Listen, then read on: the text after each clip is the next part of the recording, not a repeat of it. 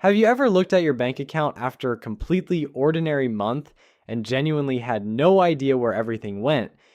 You didn't do anything outrageous, no big splurges, just normal everyday stuff, groceries, a few meals out, maybe a new phone because the old one was dragging and freezing on you. Completely normal spending. And yet, somehow, you're sitting there knowing you should have significantly more money than you do. The thing is, and this is the part most people don't figure out until it's already cost them, a lot of what we're spending money on today simply is not worth it anymore. Not even close to worth it.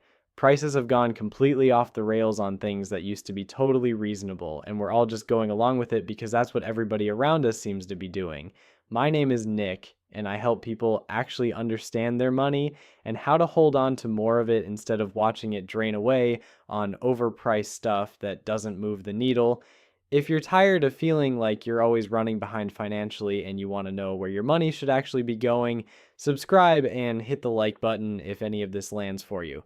Let's open with something that's going to rub some people the wrong way, but it's true and it needs to be said out loud.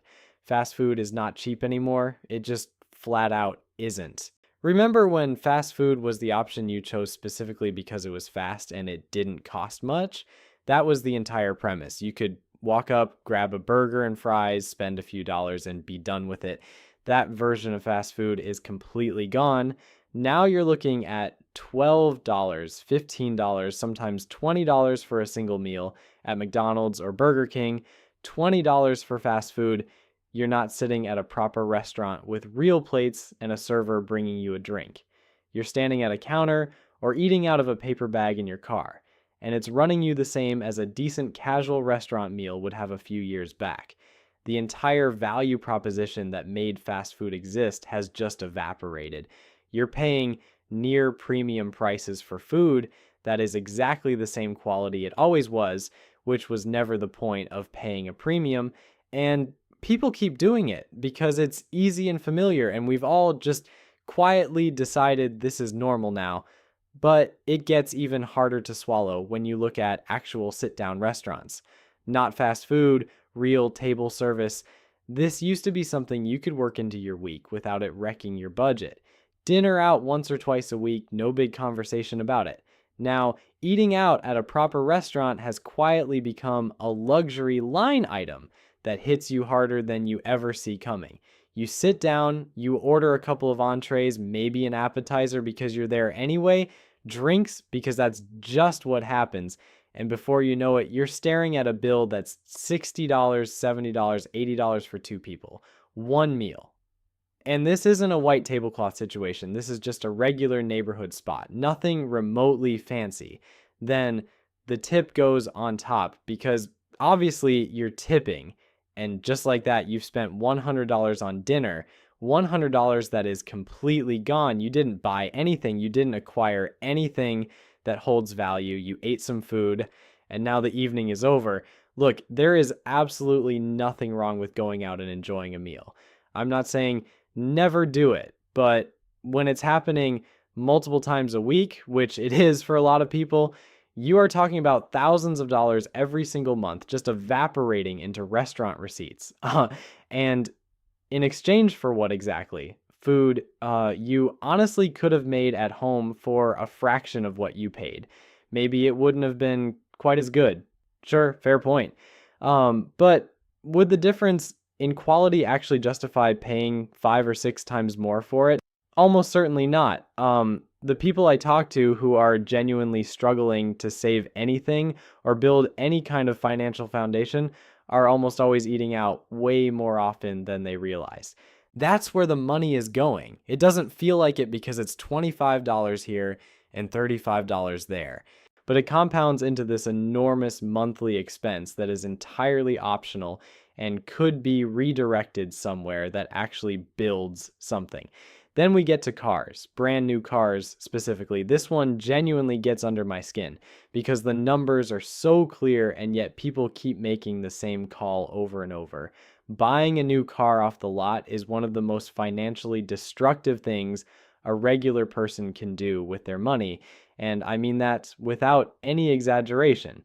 The moment you drive that vehicle off the dealership property, it loses somewhere around 20% of its value. You haven't even made it home yet, and you're already down thousands of dollars on paper, then it keeps dropping every single year after that. Meanwhile, most people are financing the thing, so you're paying interest on top of the purchase price while the asset you're making payments on is actively losing value every month. It is the direct opposite of an investment. It is just money burning.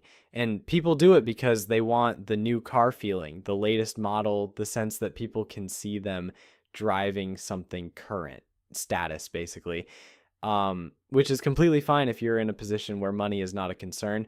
But if you are a regular person trying to actually accumulate any kind of wealth, buying new cars repeatedly is going to keep you from getting there. A 3 or 4-year-old used car is going to get you to every single place you need to go, be just as reliable in the real world, and cost you half as much or less. The depreciation already happened. Somebody else absorbed that first big financial hit so you don't have to. People don't want to hear this because somewhere along the way they convince themselves they deserve a new car. They work hard. They've earned a treat. Except the treat they're choosing is being financially squeezed for the next 5 years of monthly payments. Now let's talk about clothing. Specifically branded luxury clothing, the designer label stuff. And I want to be clear here because this is not a blanket statement against spending more on clothes. Sometimes quality genuinely matters and the investment pays off.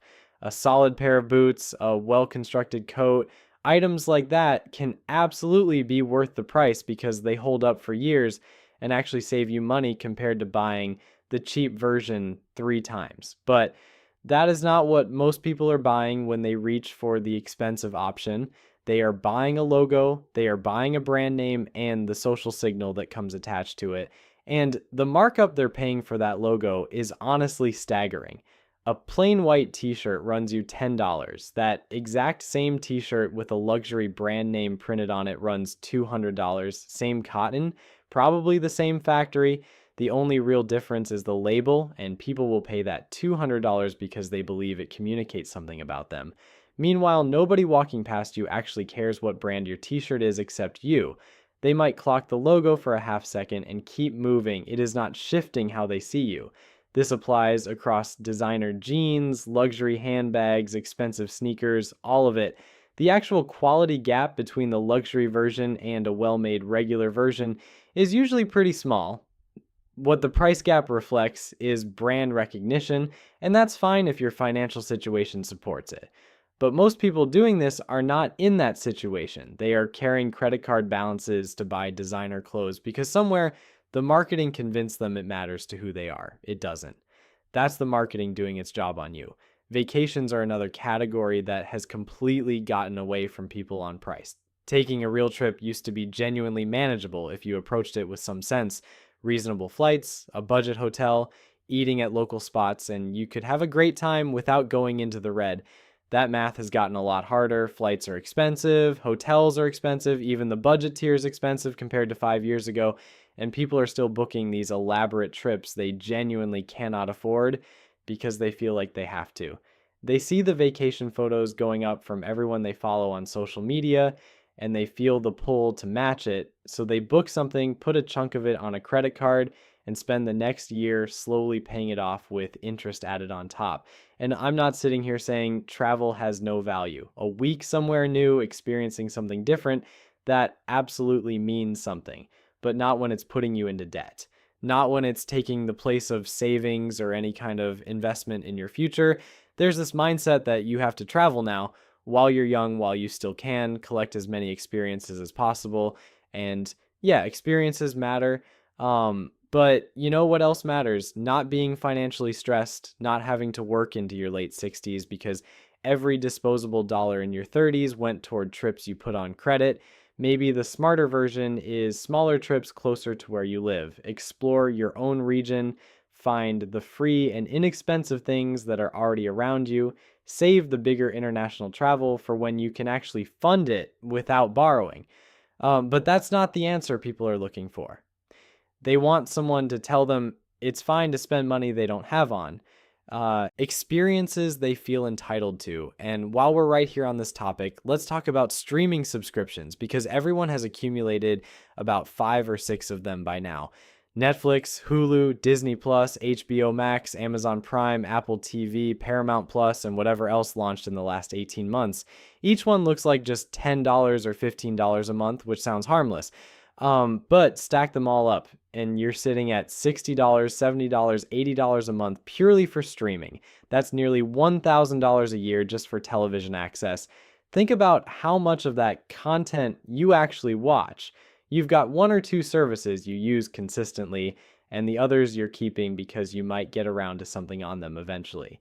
Meanwhile, that money is just sitting there going out every month, and cable is somehow still happening. People are still writing checks for $150 a month cable packages with hundreds of channels they scroll past without stopping. This at a time when everything worth watching is available through streaming. They just haven't gotten around to canceling it yet, so it keeps going out. And it's not only cable doing this to people. Gym memberships follow the exact same pattern. Someone signs up with good intentions, goes consistently for maybe the first 2 or 3 weeks, then stops going completely, but they keep paying because canceling the membership somehow feels like officially giving up on the goal. So they pay $50 or $60 a month for a building they have not set foot inside in 4 months. That's another $500 to $600 a year just gone because they don't want to have that internal conversation with themselves. Then there's the electronics upgrade cycle, and this one is particularly frustrating to watch. Every year a new phone drops and people are lined up or clicking add to cart even though their current phone is working completely fine. New laptop, new tablet, new smartwatch. The old one functions perfectly well, but the new one has a few upgraded features, so the logic goes that they need it. A new iPhone runs, what, close to $1,000 now, depending on which model you're looking at, and people are replacing theirs every year or every 2 years when the one they have is fully operational. Sure, the new camera is technically better, the processor is technically faster, but does any of that actually change anything meaningful about how you use it? Almost certainly not. You're still using it to scroll, text, and take pictures of your meals. The old phone handled all of that just fine. And this isn't only phones, laptops, tablets, gaming consoles, all of it. People are in a constant cycle of upgrading to the latest version of things they already own that work. Tech companies have spent a lot of time and money figuring out how to make people feel like they need the newest model, even when they absolutely do not. They drop a new version annually with incremental improvements, and people respond every single time. If you just kept your phone or laptop for 4 or 5 years instead of participating in the constant upgrade cycle, you would save thousands of dollars, thousands that could be compounding in an investment account. Instead, those thousands are going to Apple or Samsung because people have been made to feel like they're falling behind if they're not on the current version. And the devices aren't even built the way they used to be. They're engineered to slow down or become obsolete faster, which pushes people back into the buying cycle sooner. Planned obsolescence is completely real, and it is costing everyone who participates in it. But the shiny new thing pulls hard and people keep going back for it, wanting to feel like they're current, even though current technology has long since exceeded what most people actually need for their daily lives. Here is another one that does not get enough attention. Branded cleaning products, expensive kitchen gadgets, high-end designer furniture, premium household items across the board. People are dramatically overpaying for basic stuff because the marketing around the expensive version has convinced them it's meaningfully better. Sometimes it genuinely is, but most of the time you are paying for a name on the label. Generic cleaning products clean just as well as the name brand versions and run about half the price. The cheap spatula from the discount aisle does the exact same job as the fancy one from the specialty kitchen store. Nobody actually needs a $400 blender unless they're operating a commercial smoothie business. But people buy these things because they've absorbed the message that expensive automatically means superior, and that's frequently just not true. There's this whole cultural moment around having the perfectly equipped kitchen, every gadget. In its place, every tool optimized. People are buying specialized equipment for things they make maybe once a year. Bread makers that live in the cabinet, pasta attachments that never come out of the box. Knife sets with 12 knives when they actually use 2 of them. It's all just stuff accumulating in drawers and cabinets while it quietly drains accounts. And furniture deserves its own mention here. People are financing furniture now, financing it the way you finance a car or a home. They are going into debt for a couch that is going to be worn, stained, and probably embarrassing to look at in 5 years, but they want the one from the nice store right now. So it goes on a payment plan with interest attached. You can find a perfectly solid, comfortable couch for a few $100s if you're willing to look around, check the online marketplaces, hit a clearance event. But that requires letting go of the idea that everything in the house has to look curated and magazine ready. People don't want the compromise. They want the version that photographs well, so they finance it. Then there's what I'd call pure status spending. Buying things not because you need them, not even because you genuinely want them, but because you believe they communicate something about you to the people around you. Expensive watches, designer bags, luxury cars that are stretching the budget to the limit. All of it is projection, trying to broadcast an image of financial success that often isn't actually there. And here's the thing that's actually kind of ironic about this. The people who are genuinely building wealth are usually not the ones doing this. They don't feel the need to perform it for anyone. It's the people who want to appear wealthy but aren't actually getting there, who fall hardest into this trap. They're spending money on things that immediately lose value just to hold up an image for friends, coworkers, and strangers who are not paying nearly as much attention as they think. Meanwhile, there's no savings, no investments, nothing building quietly in the background. But the watch looks good and the bag is right. So the impression on the outside is solid. The whole thing is constructed. And the part underneath all of this that I think is the real driver is insecurity. People believe that if they have the right things around them, they will feel more solid about themselves, or that other people will regard them differently. It doesn't work that way. How people feel about you is not attached to your accessories, and your own sense of confidence and self-worth is definitely not coming from a credit card balance you ran up on things you didn't need. So where does all of this actually leave us? Pretty much across the board, things cost more than they used to, and most of it is not delivering proportional value anymore. Fast food is expensive and the experience hasn't improved. Restaurants are overpriced for what you get. New cars are a financial decision that works against you. Clothing is marked up to absurd levels. Vacations have gotten out of reach for what they were a few years ago. Subscriptions are quietly draining everyone. Electronics are priced too high and built to need replacing. Household items are overpriced more often than not. And status spending is just money going out the door to impress nobody in particular. The fix here is not complicated when you actually look at it clearly. Stop spending on things you don't genuinely need. Stop running a race against people who probably aren't as far ahead as they look. Stop letting marketing convince you that you need the newest version of everything just to stay relevant. Cook at home more consistently. Hold on to your car longer than you think you need to.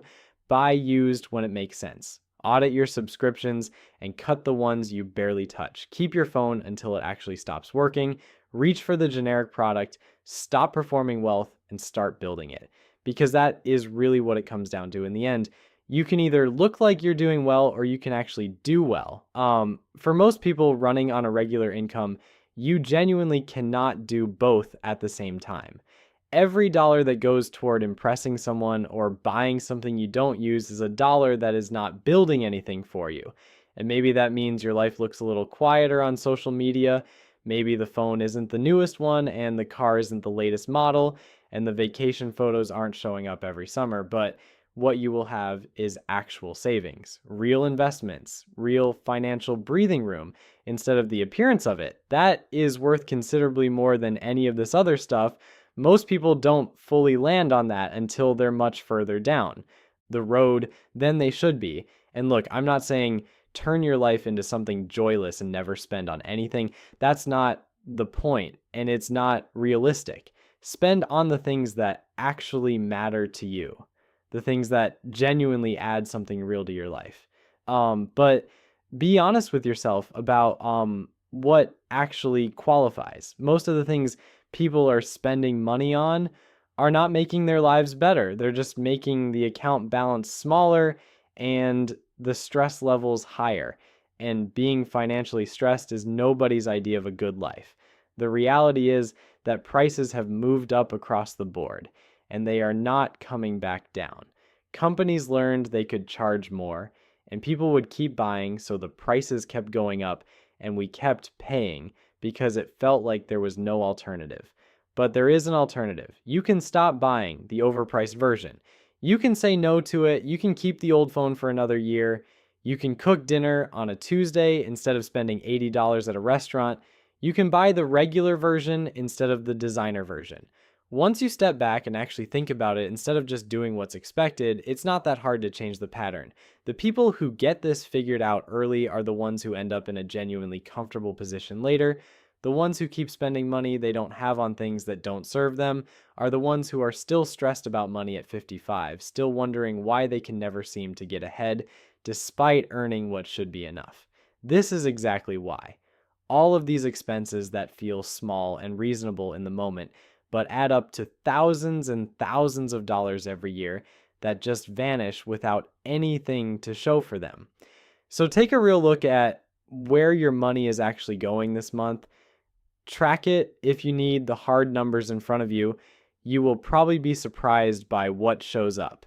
Then figure out what can go, because I promise there is something. Usually it's more than one thing, and that money could be doing something that actually matters instead of funding your 6th streaming service or your 4th restaurant meal this week.